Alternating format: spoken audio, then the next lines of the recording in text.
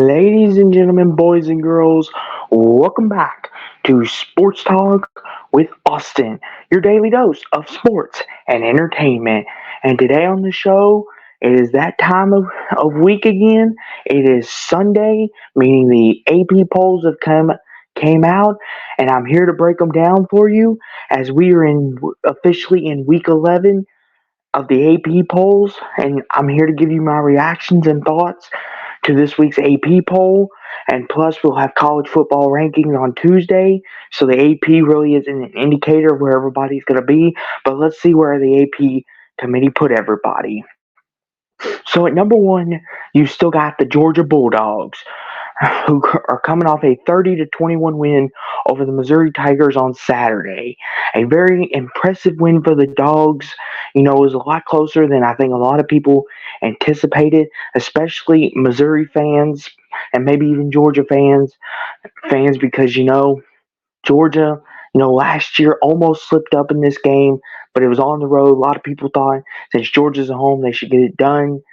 They should get it done in more dominant fashion, but it took a late interception by the Georgia defense to come away with the win, and Georgia still ranked number one in the AP poll. And coming in at number two, you've got the Michigan Wolverines, who have been, with everything going on with the sign stealing investigation. Is Jim Harbaugh going to leave for the NFL again? All that going on. They're still coming in at number two after a 41-13 beat down of Purdue on Saturday night, and they just keep dominating and looking better and better as the weeks go by. You can make an argument that they're the number one team in all of college football, but the AP committee still has them at number two behind Georgia. Coming in at number three, you've got the Ohio State Buckeyes, who pulled off a 35-16 victory over Rutgers on the road. Rutgers, maybe better than a lot of people thought. Kyle McCord, the offense got it going late. The Buckeyes defense held strong, and they were able to get the win. And Ohio State at number three, maybe you could make an argument that they have the best resume to date. But Ohio State at three. At number four, you got the Florida State Seminoles, who are coming off a 24-7 win over the Pitt Panthers on the road. It was sloppy, it was rainy, but Florida State is now ACC championship bound and will meet whoever comes in second place within the ACC in Charlotte. But Jordan Travis and company didn't have their best game on Saturday, but they were still able to get the job done and get the W. W in the win column. Florida State at four. At number five, you got the Washington Huskies coming off a 52-42 10-point win over the USC Trojans in the LA Coliseum. And what was a shootout? And it was won because the Huskies rushing attack, 303 yards total, 4 touchdowns. The Huskies getting it done. And Michael Penix did not turn the ball over as much as he did against Arizona State a couple weeks back. Washington's looking really good. Look like they're on track to be in the Pac-12 championship game.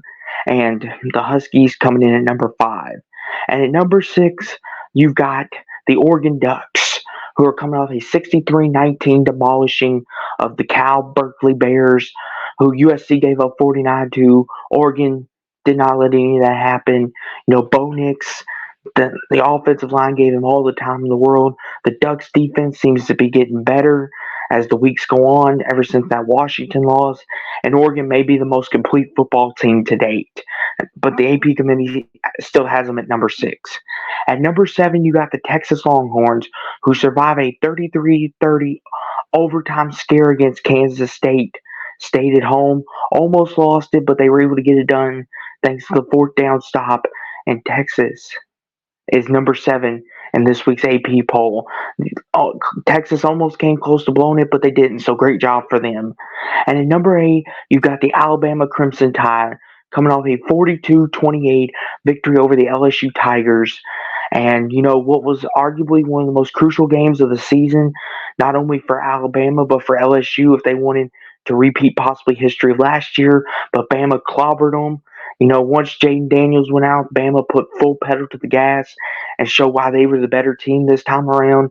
And that Tuscaloosa crowd got into it. And Alabama sits at number 8 in this week's AP poll. At number 9, you got the Penn State and Indy Lions. Lions coming off a 51-15 stomping of the Maryland Terps in College Station on the road. And many people question Penn State. How good are they actually? Barely beating Indiana 33-24. Is Penn State legit? Can they play with the Michigan and the Ohio States? Or what was that? Well, they got it fixed. No trap game averted, and they're on to play Michigan at home. And we're going to see how that shapes out. But they come in at number 9. At number 10, you got the Ole Miss Rebels, who nearly avoided an upset of their own with a 38-35 win over the Texas A&M Aggies.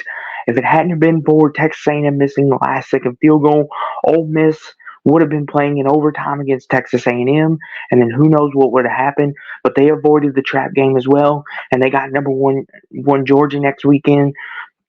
Samir Quinshawn Junkins, excuse me. Junkins had a nice day on the ground. Jackson Dart put up some pretty big time stats and at home against Texas A&M. Let's see if they can repeat it against Georgia.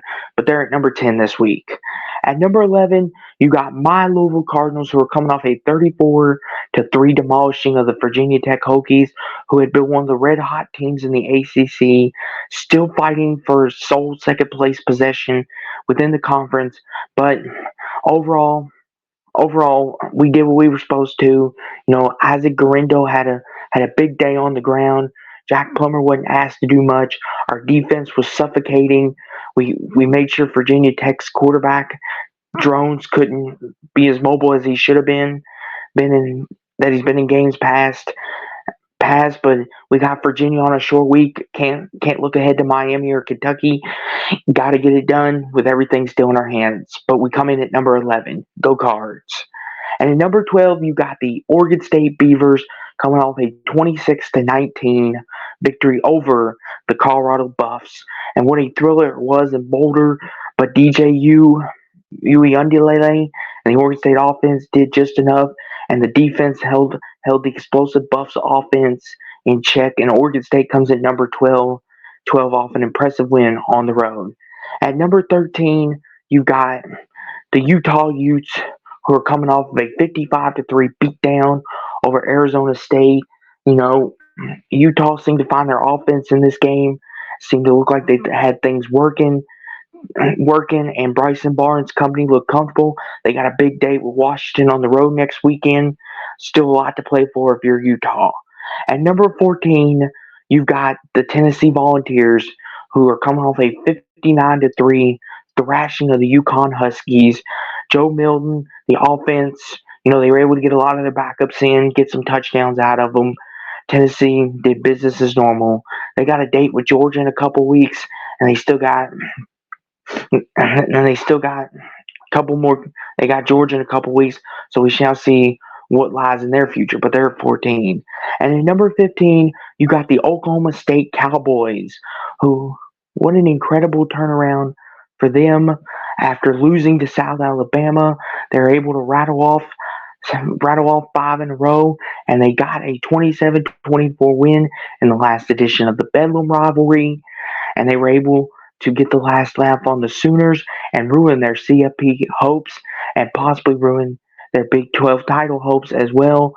Oklahoma State, very impressive what Mike Gundy has done while single-handedly being able to save his job. Ollie Gordon, the leading rusher in the NCAA in all of college football. Oklahoma State, Alan Bowman, offense has seemed to find themselves at the right time. Oklahoma State at 15. At number 16, you got the Missouri Tigers coming off a 30-21 loss against the Georgia Bulldogs. Played really tough against them, but they just didn't have enough in the tank. They threw the late pick, which set up Georgia in field goal. The defense was just too much. The Dogs' defense was too much for the Tigers' offense. Brady Cook played a decent game besides the interception, but this showed that Missouri can play with the big dogs, so to speak within the SEC. But they took a big drop this week, and I think it's unfair to them.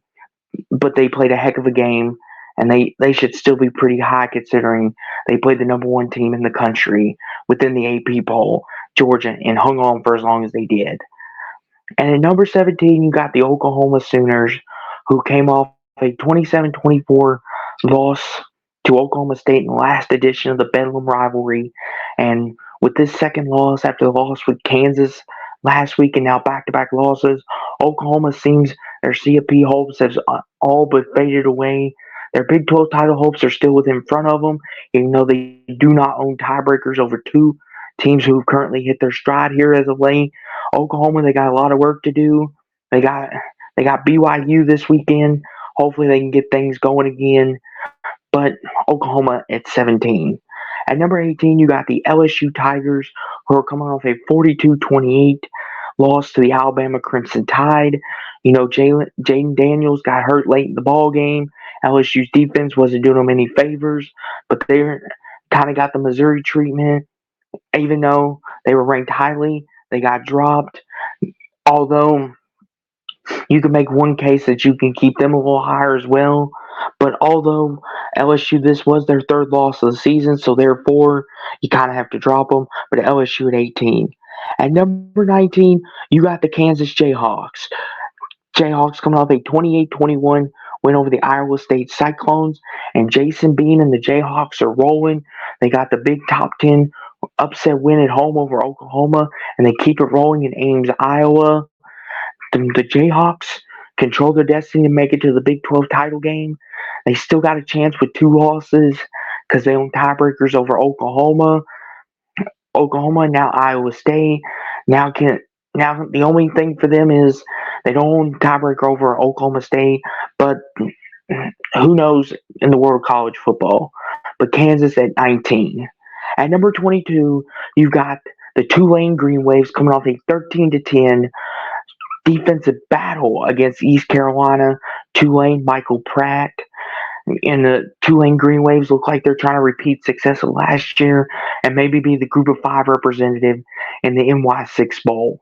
But they're at 20.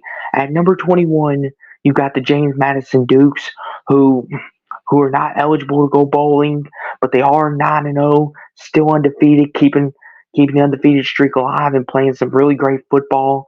And I believe James Madison should be able to go bowling, but I digress. But the AP committee giving them a little bit of respect, though.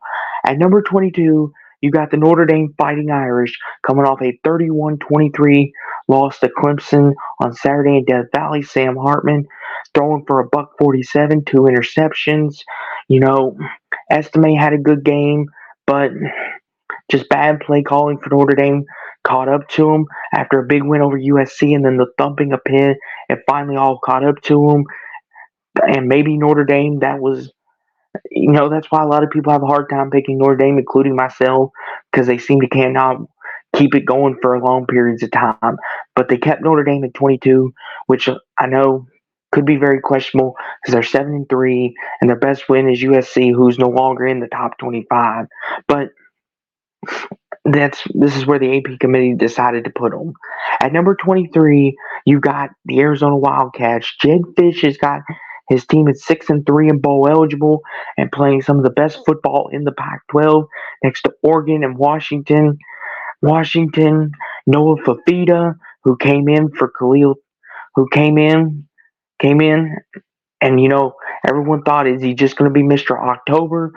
Well, he's translated here over the first week in November with a 27-10 win over UCLA, and UCLA and Arizona is now 6-3 and bowl eligible for the first time in a long time. Jed Fish has turned this Arizona Wildcat program around. While doing that, he has beaten UCLA for the second year in a row. Last year in the Coliseum, and this time at home in the desert against UCLA. At number 24, you've got the North Carolina Tar Heels, who are coming off a thumping 59-7 over Campbell. Drake May, the offense, got right this weekend against Campbell. The defense looked really good. North Carolina at 24, not much else to say. They impressed the AP committee enough to get back in the rankings. And at number 25, we have the Liberty Flames, who are 9-0, unbeaten, beaten and coming in with all the momentum in the world. Another group of five team who got no respect, and Hugh Freeze who left Liberty, and Liberty seems to be thriving without him. And they're number 25 in this week's poll. But I hope you guys enjoyed this video. Make sure to like, comment, subscribe, click on them notification bells. Let me know what you think of this week's AP poll. If you agree with it, if you disagree with it, if you think that maybe the